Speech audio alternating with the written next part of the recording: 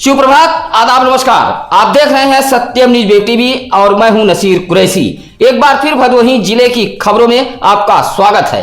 आइए नजर डालते हैं आज की बड़ी फटाफट खबरों पर। अपने घर में अकेली रह रही एक युवती का शव पाए जाने से इलाके में सनसनी फैली हुई है। परिजनों ने छेड़खानी का विरोध करने पर हत्या किए जाने की बात कही है। मामला गोपीगंज थाना इलाके के बासुपुर देरवा गांव का है। इस संबंध में युवती के चाचा राजकुमार बिंद ने गोपीगंज कोतवाली पुलिस से बताया है कि उनके भाई संजय बिंद व भाभी मीरा बिंद सूरत में रहते हैं। युवती के दादा सरजू प्रसाद व दादी झम्मन देवी जल चढ़ाने कावड़ लेकर बाहर गए हुए हैं।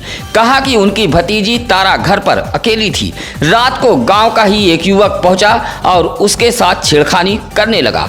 युवती ने विरोध किया। परिवार के लोग पहुंचे तो छेड़खानी करने वाला युवक भाग निकला। राजकुमार बिंद का आरोप है कि रात को युवक अपने साथियों के साथ पहुंचा और उसकी हत्या कर शव को घर के समीप एक नीम के पेड़ के पास छोड़कर भाग गया। सुबह शव मिलने से गांव में सनसनी फैली हुई है।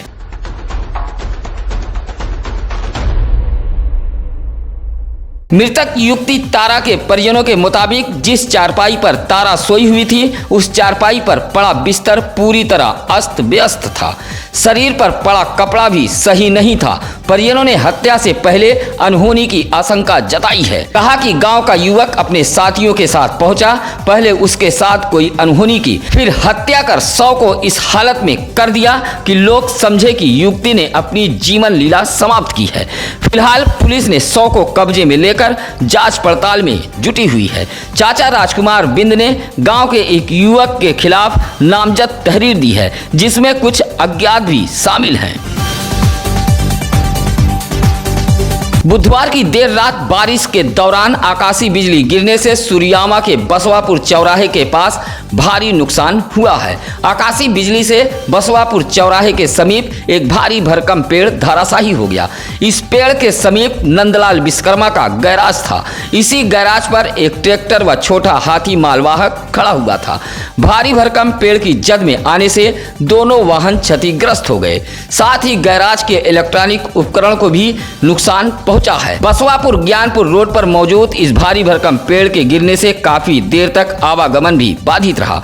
दोनों वाहन गैराज पर बनने के लिए आए थे, जो क्षतिग्रस्त हो गए। पेड़ गिरने से बसवापुर चौराहे पर अफरा तफरी फैल गई थी। हाईकोर्ट ने सत्यम न्यूज कार्यालय पर किए गए हमले को लेकर बड़ा फैसला सुनाया है। सत्यम न्यूज को जहां बड़ी जीत मिली है, वहीं सत्यम न्यूज पर हमला करने वाले दबंग आरोपियों को करारी शिकस्त। आपको बता दें कि 13 मई को भदोही शहर के चौरी रोड बूढ़ा पट्टी में स्थित सत्यम न्यूज सिटी कार्यालय पर एजाज अहमद सहित उसके दर्जनों गुर्गों ने हमला किया था और लूटपाट की थी। इस मामले में भदोही कोतवाली में सत्यम न्यूज के प्रधान संपादक नसीर कुरैशी की तहरीर पर एजाज अहमद सहित कुल 8 नामजद व 10 अज्ञात के खिलाफ धारा 392, 427, 354, 506, 504, 323, 148, 147 के तहत केस दर्ज किया था। आरोपियों ने गिरफ्तारी से बचने व केस को फर्जी करार देने के लिए हाईकोर्ट में जरिए अधिवक्ता वाद दाखिल किया था, जहां सुनवाई के दौरान माननीय न्यायाधीश ने फैसला सुनाते हुए कहा कि प्रथम सूचना रिपोर्ट में आरोप गंभीर है।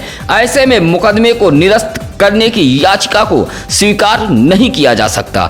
हाईकोर्ट ने निचली अदालत में जाने का आरोपियों को आदेश दिया है।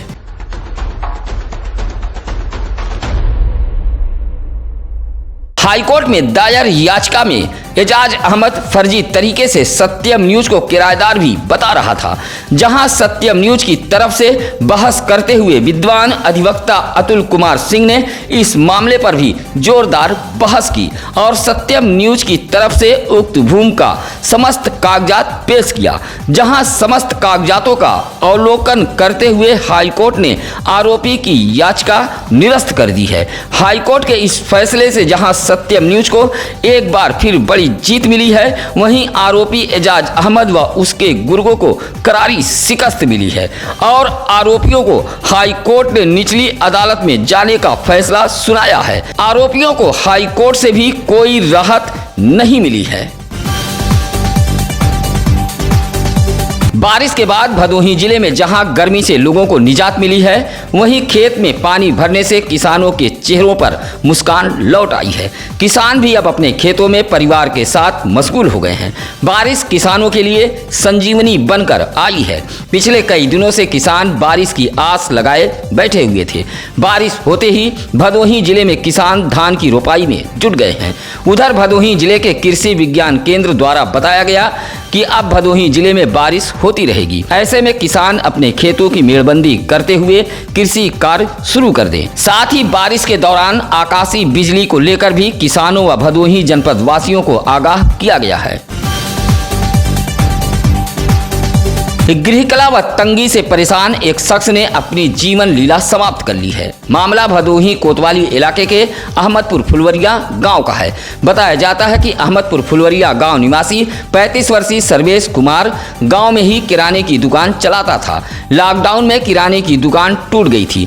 तभी से सर्वेश कुमार मजदूरी का काम करता था, जिसको लेकर अक्सर परिवार में कहासुनी व विवाद होता रहता था। बुधवार की शाम वह अपने घर से खाना पीना खाकर घर से थोड़ी दूर पर मौजूद उसी बंद पड़ी किराने की दुकान में सोने चला गया। सुबह जब काफी देर तक घर नहीं पहुंचा तो उसका बेटा दुकान पर पहुंचा, जहां सर्वेश का शव रस्सी के सहारे पाया गया। यह देख वह चीखने चिल्लाने लगा। रोते बिलखते परिजन भी घर से मौके पर पहुंच गए। घटना स्थल पर भारी भीड़ जमा हो गई थी। सूचना पर पहुंची पुलिस ने शव को कब्जे में लेकर पोस्टमार्टम हेतु भेज दिया है। ज्ञानपुर तहसील इलाके के वारी ग्राम प्रधान विपिन सिंह ने डीएम को एक पत्र देते हुए गांव के चक्रोड पर किए गए अतिक्रमण को हटाए जाने की गुहार लगाई है। कहा कि गांव के ही राजेश यादव नामक व्यक्ति ने पकड़ी कला के चक्रोड संख्या 466 व गाटा संख्या 523 पर मौजूद तालाब पर अतिक्रमण किया गया है। ग्राम प्रधान विपिन सिंह का आरोप है कि कई बार शिकायत की गई, लेकिन चक्रोड व तालाब की भूमि पर किए गए अतिक्रमण को नहीं हटाया गया। डीएम को शिकायती पत्र देते हुए ग्राम प्रधान विपिन सिंह ने वारी गांव के चक्रोड व तालाब पर हुए अतिक्रमण को हटवाए जाने की मांग की है। ज्ञानपुर नगर के जीआईसी के पास गुरुवार को अपर जिलाधिकारी शैलेंद्र कुमार मिश्रा व प्रभारी ईओ ज्ञानपुर संजय कुमार सरोज ने वेल्डिंग जोन का तोहफा देते हुए बाकायदा फीता काटकर इसका शुभारंभ किया है। इस मौके पर 22 दुकानदारों को यहां का प्रमाण पत्र देते हुए जिम्मेदारी सौंपी गई।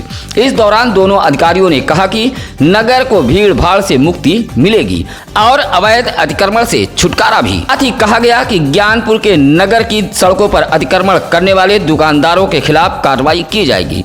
इस मौके पर तमाम सभासदों के साथ नगर पंचायत के कर्मचारीगण मौजूद रहे। औराई चीनी मिल गेट के समीप एक तेज रफ्तार बोलेरो ने सनी गौतम नामक 20 वर्षीय बुनकर को टक्कर मार दी, जिससे मौके पर ही उसकी मौत हो गई। हादसे से परिजनों में कोहराम मचा हुआ है। जानकारी के मुताबिक घोसिया के राजापुर निवासी दीनानाथ का 20 वर्षीय पुत्र सनी गौतम घर से साइकिल से अपने खेत की तरफ जा रहा था। साइकिल से सड़क पार करते समय औराई चीनी मिल के समीप तेज रफ्तार बोलेरो ने टक्कर मार दी, जिससे सनी गौतम की मौके पर ही मौत हो गई। सनी घोसिया में ही कालीन बुनाई का काम करता था। सूचना मिलते ही रोते बिलखते परिजन मौके पर पहुंचे। परिजनों की सूचना पर पहुंची पुलिस ने शव को कब्जे में लेकर पोस्टमार्टम हेतु भेज दिया है। आकाशीय बिजली से मोड़ बाजार में मौजूद एक कटरे का बारजा धराशायी हो गया। बारजा गिरते ही बाजार में हड़कंप मच गया। बताया जाता है कि मोड़ बाजार में शिवलाल सेठ व अशोक सेठ का एक कटरा है। इसी कटरे में किराएदार रहते हैं, जहां बारिश के दौरान गिरी आकाशीय बिजली के चलते कटरे का बारजा टूटकर नीचे आ गया और बारजे के ईंट ताश के पत्ते की तरह जमीन पर बिखर गई। इस दौरान वहां मौजूद लोगों में हड़कंप मच गया। बारजे के मलबे से 2 साइकिल भी क्षतिग्रस्त हुई है। पुरौना थाना इलाके के किशुनपुर बसही गांव के चकरोट पर गुरुवार की सुबह एक युवक का शव पाए जाने से इलाके में सनसनी फैल गई। युवक की पहचान नट बस्ती निवासी दीपू नट के रूप में हुई है। फिलहाल पुलिस पूरे मामले की जांच पड़ताल में जुटी हुई है। हत्या कर शव फेंके जाने के मामले को लेकर पुलिस गाँव में ही कई स्थानों पर छापेमारी करते हुए 3 लोगों को हिरासत में लिया है। जांच के लिए फॉरेंसिक टीम भी मौके पर पहुंची थी। बताया जाता है कि दीपू नट ने घर पर ही रात में गांव सहित कुछ मेहमानों के साथ पार्टी की थी और सुबह दीपू नट का शव उसके घर से कुछ दूरी पर मौजूद एक चकरोट पर पाया गया। शरीर पर जगह जगह चोट के निशान पाए गए हैं। शव के समीप से एक लोहे का राड भी मिला है। फिलहाल पुलिस पूरे मामले की जांच पड़ताल में जुटी हुई है। मामला आसनाई से जोड़कर देखा जा रहा है। भदोही शहर कोतवाली इलाके के घमाहापुर निवासी छोटे लाल ने डीएम एसपी को एक शिकायती पत्र देते हुए गांव के ही कुछ लोगों पर बहू को भगा ले जाने का आरोप लगाया है। कहा कि उसकी बहू को बहला फुसलाकर कुछ लोग लेकर भाग गए हैं। जब भी बहू की जानकारी लेने पहुंचता है तो मारने पीटने व जान से मार देने की धमकी दी जा रही है। छोटे लाल ने शिकायती पत्र देते हुए पूरे मामले की जाँच कराकर पुलिस से कार्रवाई की गुहार लगाई है।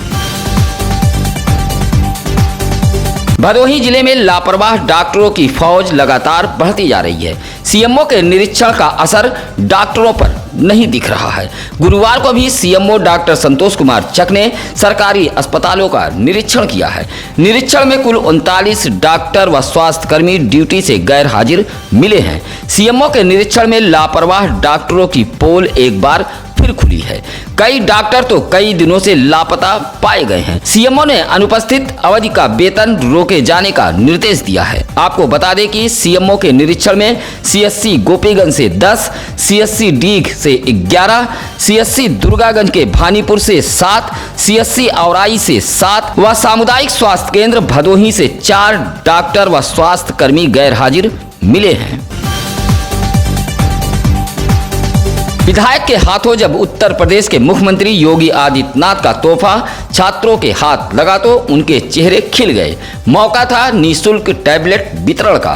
गुरुवार को औराई के राजकीय महिला महाविद्यालय में पहुंचकर औराई विधायक व पूर्व मंत्री दीनानाथ भास्कर ने अपने हाथों से छात्राओं में निःशुल्क टैबलेट का वितरण किया। महाविद्यालय की 106 छात्राओं को योगी के तोहफे के तौर पर टैबलेट सौंपा गया। यह जानकारी डॉक्टर अरविंद कुमार उपाध्याय ने दी।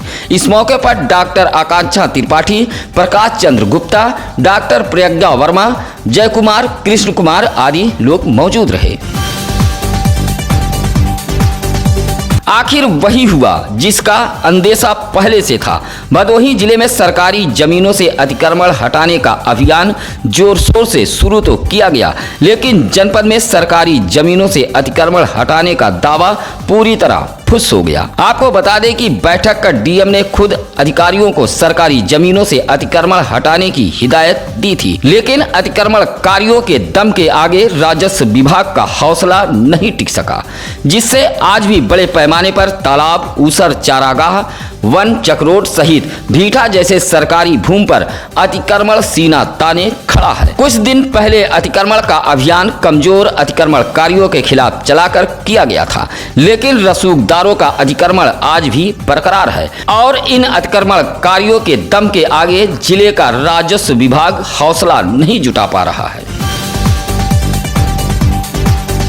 गुरुवार को तहसील सभागार ज्ञानपुर में तहसीलदार विजय यादव ने बीएलओ की बैठक ली है। इस दौरान तहसीलदार ने निर्वाचन कार्ड को आधार कार्ड से जोड़ने का निर्देश दिया है।